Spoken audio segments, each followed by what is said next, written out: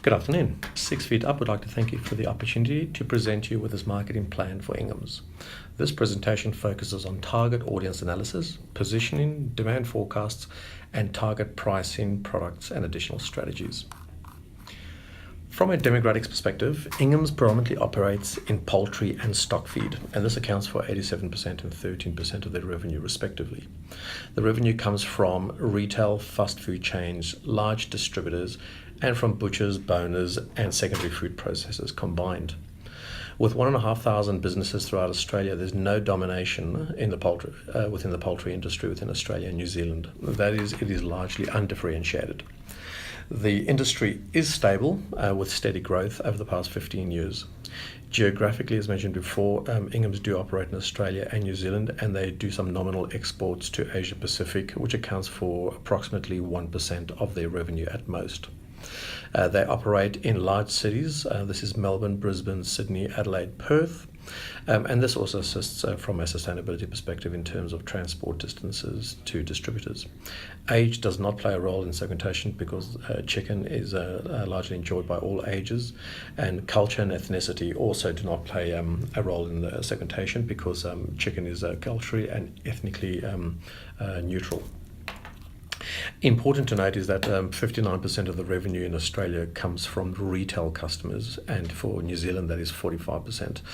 So there's an inherent risk over here that right now the retail customers present too large a portion of their customer base, and therefore there's a possible attrition risk associated with this in terms of business stability and continuity.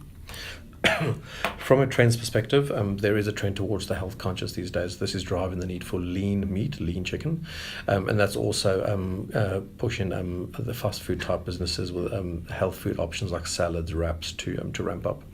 There is certainly a demand for convenience, and again that is also driving the pre-packaged, the further processed, the ready-to-cook type products. There's an increase in awareness on animal welfare, and this and concerns around animal welfare, and this is also driving the high-priced organic and free-range chicken options, including gluten-free. Food provenance does play a role over here as well, where people now certainly want to know that they want to know where the source is, where the chicken is coming from, that it's trusted, that it is safe. So there's a lot more information available for the consumer these days. And lastly, of course, and as mentioned earlier, environmental sustainability. Studies have shown that poultry has the lowest environmental impact of the meat type products.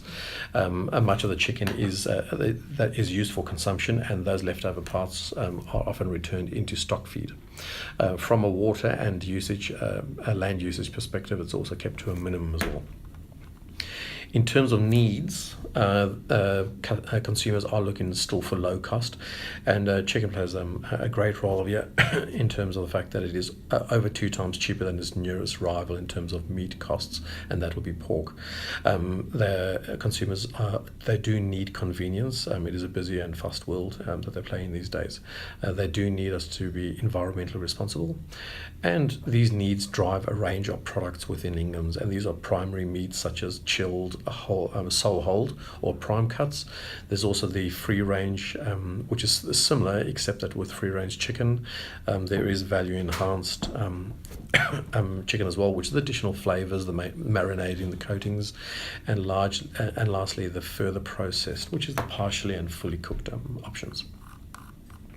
From a demand forecast perspective, Australian population has grown 1.7% on average, with New Zealand growing at 0.9%. This population growth also drives an increase in consumption, and this is a key driver for sales within the poultry industry.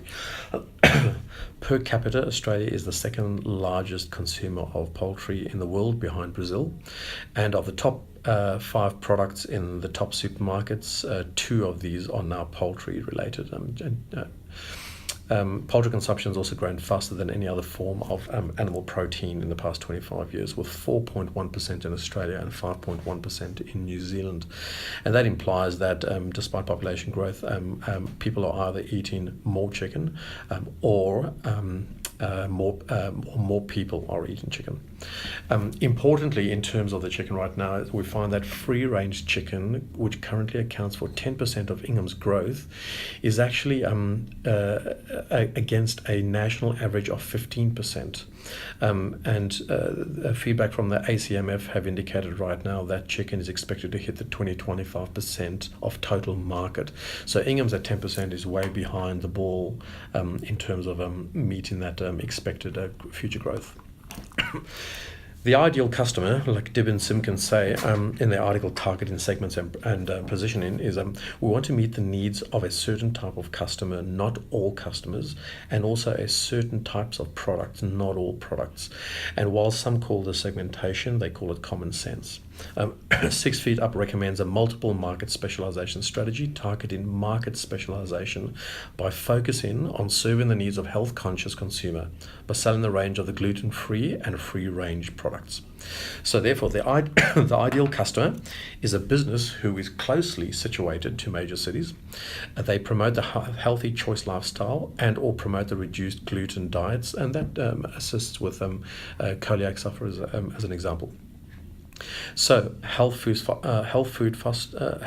food stores, and chains, distributors, butchers, etc.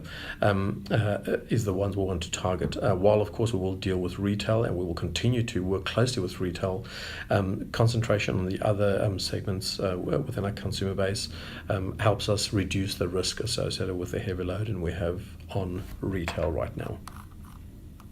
From an experience perspective, since 1918, Inghams has been serving the Australian industry, and with the purchase of the Harvey farms in New Zealand in the 90s, Inghams New Zealand has become the #1 provider of free-range chicken in New Zealand and #2 poultry provider behind Tegel.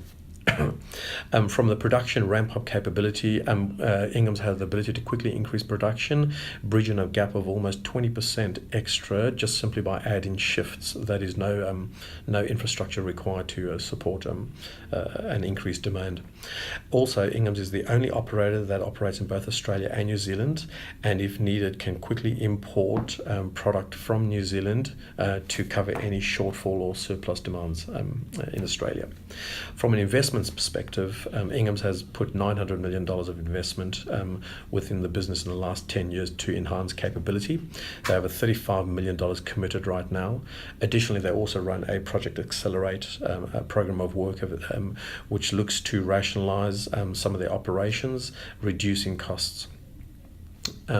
From a safety perspective, they have their own quarantine facility and the only producer in Australia to have such their own quarantine facilities, and this drives the safety aspect of dealing with genetics and breeding importations. From a market share perspective, Inghams enjoys a large share of the Australian market with 40% market share in Australia, with Baiada 7% behind that. In New Zealand, Inghams is #2 with 34%, and they are behind Tegel. However, having said that, Inghams free-range chicken Watoa brand is #1 in New Zealand right now. From a stock feed perspective, Australia, Inghams retains #2 position, and they are #1 in New Zealand. And some of that #2 position as well allows for the exportation into Asia Pacific. So from a product strategy and sales perspective, right now the stock feed is stable, as is the fresh meat market. So while we can look for opportunities within Asia, right now there's a good level of stability there. What we do want to do is target the health conscious and certainly leverage the New Zealand experience with a Watoa free brand and free range brand and the gluten-free brands. So we want to pick up on that experience and we want to use that to drive the free range and gluten-free ranges in Australia, and so we want to get to that 25% gap.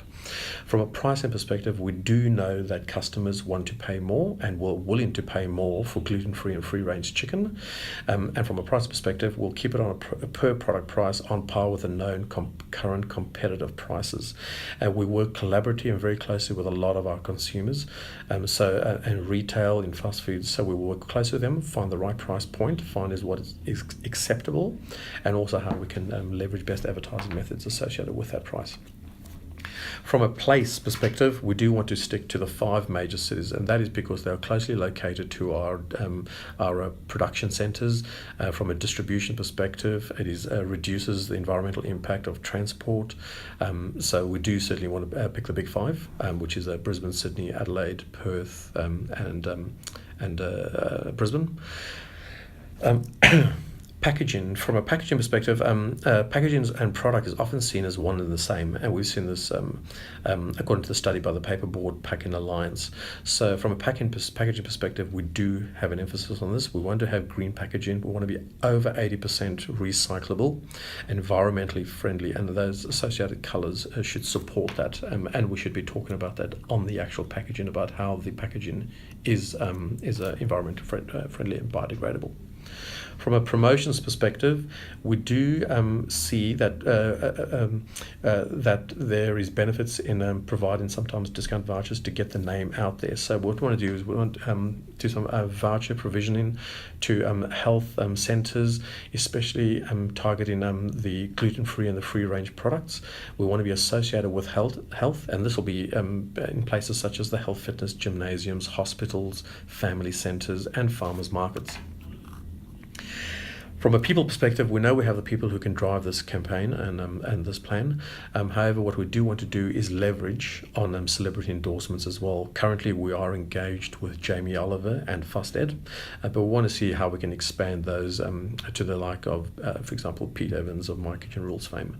So we do want to use these people, whether it's on different forms of communication. In conclusion, free-range, gluten-free ranges to the health market is what this plan is targeting right now. We hope you find this presentation useful, and the documentation essay associated with it, and we appreciate your time to give us an opportunity to present this. Thank you very much from 6 Feet Up.